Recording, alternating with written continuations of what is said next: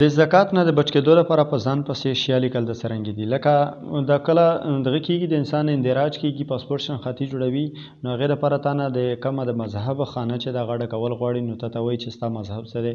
نو لکه مونږ هم پاکستانیان یو ماشاءالله مسلمانان یو الحمدلله نو په هغې کې مونږ لیکو چې یاره زمونږ مذهب اسلام دی خو ډېر خلک داسې کوي د هغې لپاره چې سبا زما اکاونټ وي او په هغې کې پیسې وي نو حکومتي ستا باندې هغه په خپله باندې تقریبا یو کال بعد په خپله باندې د بینک د اکاونټ نه په خپله باندې زکات کټوي ته به ترې خبر هم نه یې او تا د پیسو نه به زکات هغه ویستلی شوي وي پته نشته چې بیا لګي په کوم ځای کې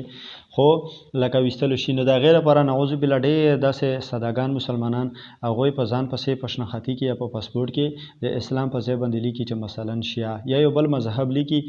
چې د هغې د پاکستان یا د هغه ملک د قوانینو په مطابق باندې ته د هغو نه زکات نشي اخیستلی ځکه چې د هغو عقیده نه ده نو چې عقیده یې نه ده هغو په نه زکاتونه ته ولې اخلي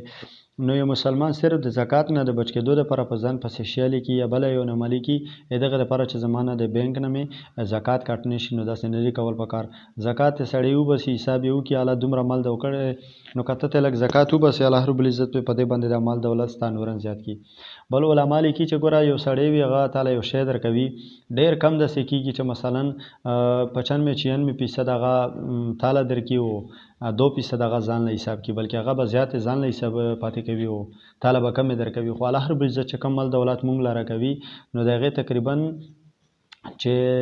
97 حصې چې کومې دي الله رب العزت وایي چې ته خپل ځان دپاره وساته او صرف د 2.5 حصې په څو کې دا ته د ما په لیاره کې یو خپل مسلمان ورله خیراتي کمال یې مه راکوه تاسو خپله ښېګړه دې پرې باندې وشي نو ولې سړی د داسې ښو کورونو نه خپل ځان محرومه کوي او خپل ایمان په خطره کې اچوي